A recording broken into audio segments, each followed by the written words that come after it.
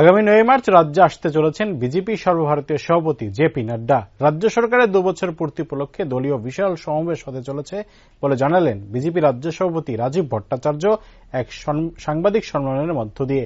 সাংবাদিক সম্মেলনে উপস্থিত ছিলেন কৃষিমন্ত্রী রতনলাল নাথ, বিজেপি প্রদেশ সাধারণ সম্পাদক ভগবান চন্দ্র দাস, বিধায়ক শম্ভুলাল চাকমা সহ অন্যান্যরা। উক্ত সমাবেশে 2 বছরের সরকারের সময়কালে কি কি উন্নয়নমূলক কাজ হয়েছে তা তুলে ধরা হবে।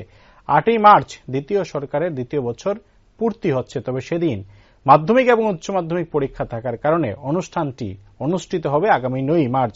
রাজ্য সরকারের দ্বিতীয় বছর পূর্তি উপলক্ষে প্রথমে রাজ্য স্তরে এই জনসভার আয়োজন করা হয়েছে, পরবর্তীতে মহকুমা এবং বুথ স্তরেও এই অনুষ্ঠান উদযাপিত হবে বলে জানালেন প্রদেশ বিজেপির সভাপতি রাজীব ভট্টাচার্য।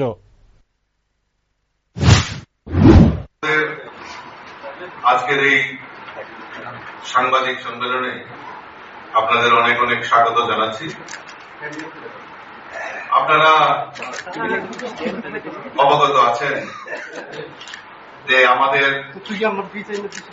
সরকার, ভারতীয় জনতা পার্টির পরিচালিত যে সরকার, এই সরকার আগামী 8ই মার্চ 2025-এ আমাদের দ্বিতীয় সরকারের দ্বিতীয় বৎসর পূর্তি হচ্ছে।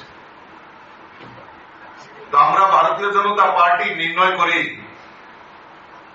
যে আমরা আমাদের এই দ্বিতীয় বছরে, দ্বিতীয় সরকারের দ্বিতীয় বছর কি কি কাজ এই রাজ্যের উন্নয়নের জন্য কাজ করেছে সেইগুলি জনসমক্ষে তুলে ধরার জন্য আমরা সরকারকে ধন্যবাদ জানিয়ে আমরা একটা সভা করার সিদ্ধান্ত করি।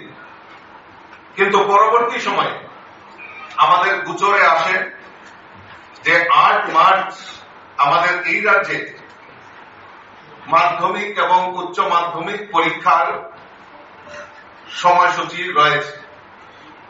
সেই কারণে এই পরীক্ষার্থীদের কথা মাথায় রেখে আমরা ভারতীয় জনতা পার্টি সিদ্ধান্ত নিয়েছি যে 8 মার্চের পরিবর্তে 9 মার্চ আমরা রবিবার পড়েছে, আমরা আগরতলার স্বামী বিবেকানন্দ ময়দান, যেটা পুরনো আস্তাবল ময়দানে, আমরা সেখানে জনসভার আয়োজন করেছি।